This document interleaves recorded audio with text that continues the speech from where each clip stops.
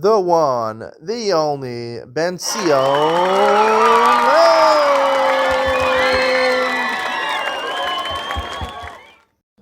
Good afternoon and welcome to Yeshiva YouTube. Iyun Benzion. Today's daf is Nazir daf Nun Zion, number 57. The Gemara ends off with an interesting machlokas over here. Nun Zion Amud Beis. Rav Huna in the middle of the daf says, "Amar Rav Huna makav es hakatan hareyu chayav."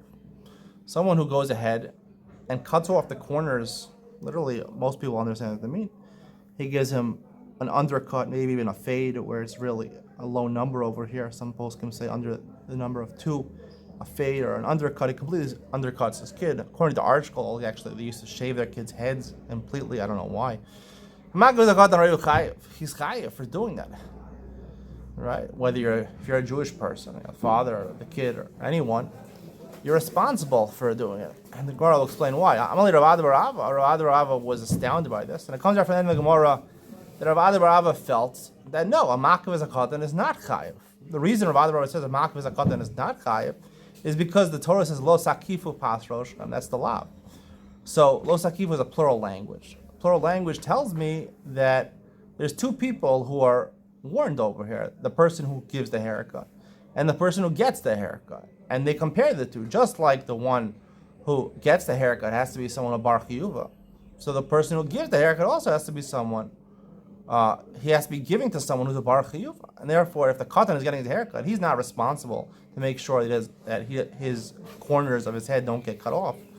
So also the person who does it to the katan is not responsible. Therefore, a makah is a katan is potter. There's no isser. It's a mutter. Rav Huna says no. Rav Huna says differently. He understands the pasuk.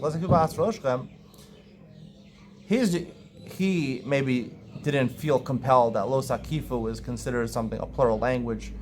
And seemingly, this is not what the article says, but seemingly he didn't learn lo sakifu to mean echad hamakiv ve'echad nikav.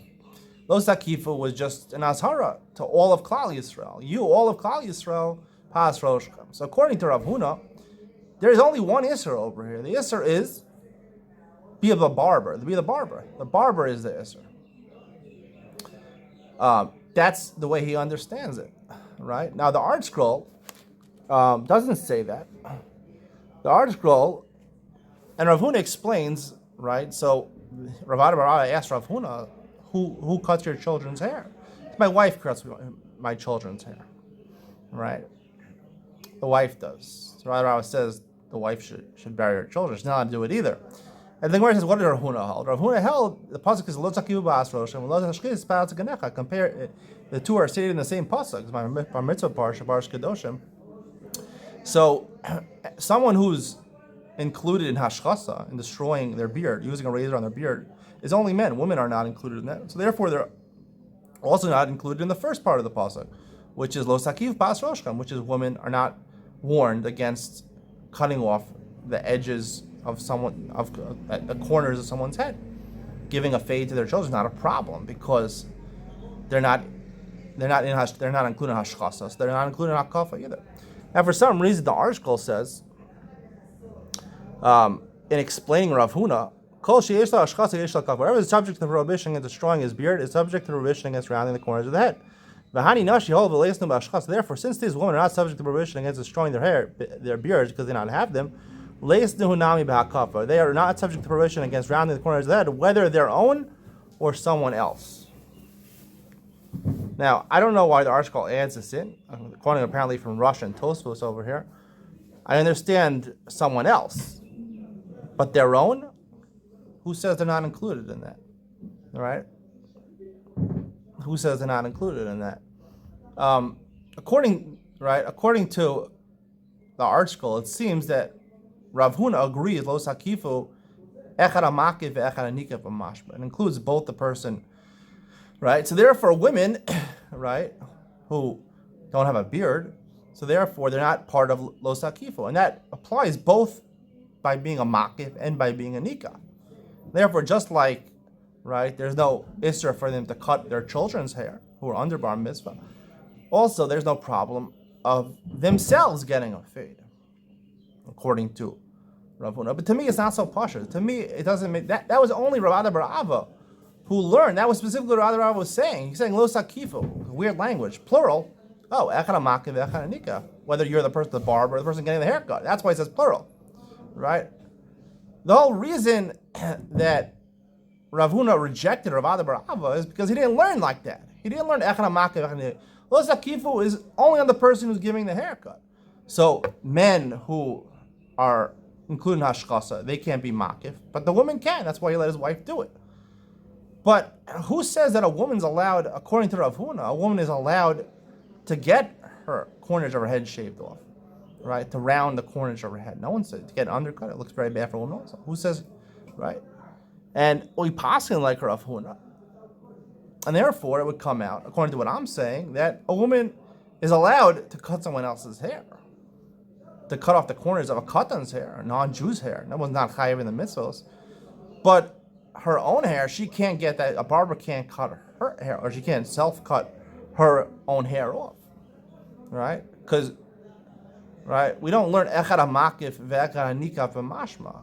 He doesn't compare the person doing the haircut to the person getting the haircut. If he did, he would probably learn like Rav Ada bar Ava. The fact he doesn't learn Rav Ada bar Ava shows that he holds the Lo Sakiva was not teaching me that. Lo Sakiva was teaching me a general prohibition. It says plural a lot of times. Kos Samru B'nai Yisrael. It says many times in the Torah in plural. It's talking about all of Klal Yisrael. Klal Yisrael is 600,000 people, 600,000 men. Even more women, 2 million people. So it's talking to Klal Yisrael in general. That's why it's a plural.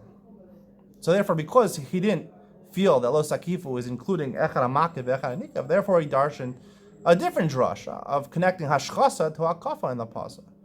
But according to him, Rav Huna, it would be usher for a woman to get an undercut or to shave her entire head if you hold a kavod kal rosh shma kafa, which seems Rav Huna does. We'll talk more tomorrow about kavod kal rosh, whether it's shma kafa or not. That's what I like to say over here. It's a chumrah what I'm saying. Usually I say a kula, but this is a chumrah. This is what I think, and it should be halacha, because it looks very bad for a woman to do that, especially to shave their entire head. Right? This is the machlokas over here, because according to what I'm saying, a woman is not allowed to shave if you hold. They both hold a kavod kal rosh shma kafa. You shave your entire head, right? So how could the Hasidish woman, they shave their heads? How could it be they shave their heads? No. Our school says, right, that's okay. Right? No, a barber will do. They can't do it to themselves, but they could get it done by somebody else. But according to what I'm saying, they're not allowed to. So really, it's a chumrah that's bali de kula, right? Because you don't have women who are shaving their head and look atrocious to their husbands. I think it's the worst minhag in the world. Who would adopt that minhag? I mean, I can understand that men might be attracted to their wives a little bit if they have a nice body and a nice face without any hair, but I mean, most men would not be attracted to women. What are you doing over there? Whatever the reason they do it is, whatever the reason the Hasidim do it is, some say it's because of a chatzitza. They want to make sure that in the hair there's a lot of problems with chatzitza. When they go to the mikvah, it shouldn't be a chatzitza. Okay, so what about if they're not going to the mikvah, right? They're pregnant or something. Can they grow their hair back in that case, or they still have to shave their head? Some say other reasons, Kabbalistic reasons. What I think the reason is that the Hasidic rabbis got together and said, no, we don't want this taiva in our lives. We want to minimize as much taiva. We want to be as much of a Nazir as possible. Okay, yes, the Torah says you got to get married. It says you get married. A lot of the poskim say you got to get married. But taiva, no. I want to be completely l'shem shamayim. I want to take, this is what I heard growing up. Some of the Hasidim actually do this, apparently. They take a sheet and put it between the man and the woman when they're together and put a hole in the sheet. There are Hasidim that do that, I think. So they said, we'll do that and make sure she shaves her head. She looks as unattractive as possible. As it says by Eshes Yefas Toar, V'gilcha es Rosha, V'asasa es Tzipor Nesh. She should look unattractive. You shouldn't want to go with the Yefas Toar.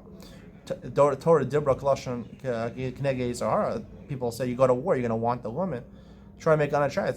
It's not the best thing to go after the woman, just to find attractive non-Jewish woman. But it makes you look very unattractive. And I think that's really why Hasidim do it. And it's usher, according to Rav Huna. Your wife should look attractive as possible. That's what I believe. I hope you enjoyed today's share. See you on the next one.